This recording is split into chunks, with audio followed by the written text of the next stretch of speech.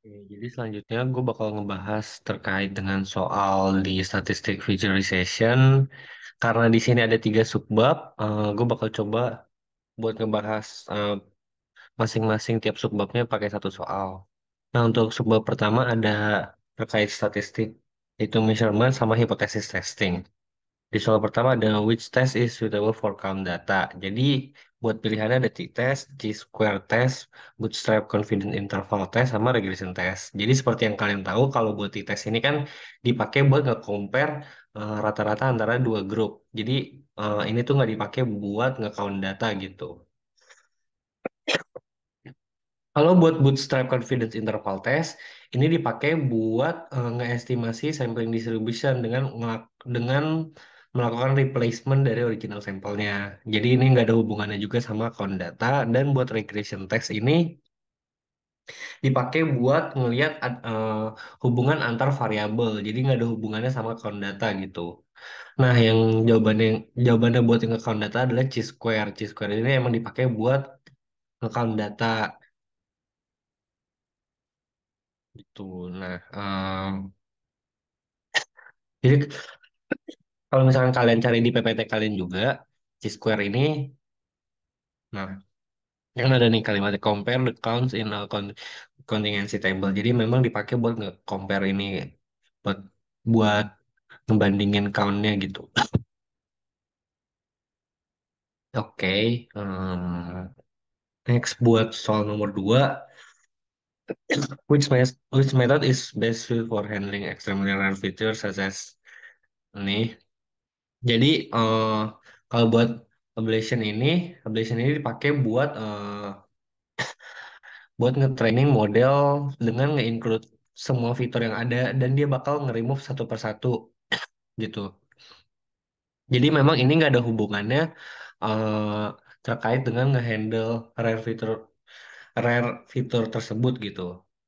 Terus kalau buat mutual information sendiri buat ngelihat apakah satu fitur ini eh, memiliki mempengaruhi distribusi dari fitur-fitur yang lain kayak gitu. Dan ini juga nggak ada hubungannya sama ngehandle rare fitur.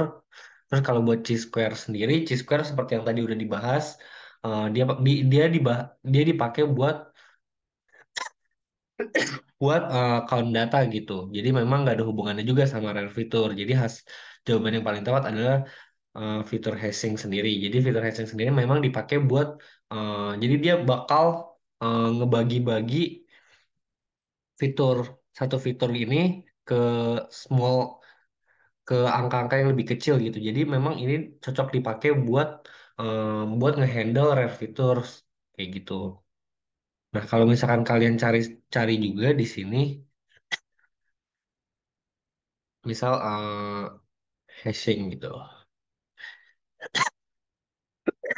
Nah, di sini dikasih nih bahwa fitur hashing sendiri dipakai memang buat prediction problem involve very very rare fitur gitu.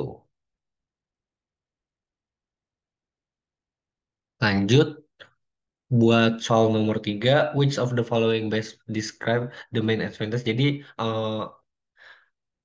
yang mana yang menunjukkan eh, keuntungan dari penggunaan leaf plot ini dibandingkan ROC gitu. Jadi seperti yang kalian wait sorry. Jadi kalian mesti cari tahu juga ROC ini apa. ROC ini adalah receiver operating karakteristik gitu. Nah, ROC ini buat pilihan yang pertama, leaf plot provide a single number that capture the overall quality of the classifier ini sebenarnya keuntungannya dari ROC gitu, bukan dari leaf plot. Makanya jawabannya salah bukan yang A. Terus kalau buat yang C,